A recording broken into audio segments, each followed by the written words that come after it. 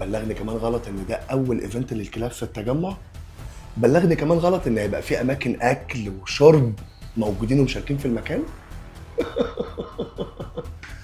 عيب يا زياد لما تبقى الاورجنايزر وانت المسؤول عن تنظيم الايفنت وما تعرفش ان كل كلمه في اللي انا قلتها صح 100%.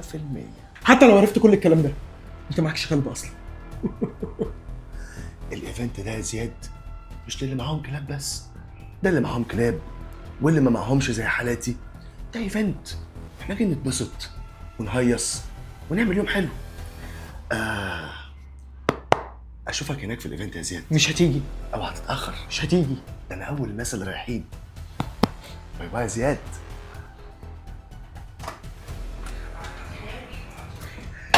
لازم الحق المهزله دي.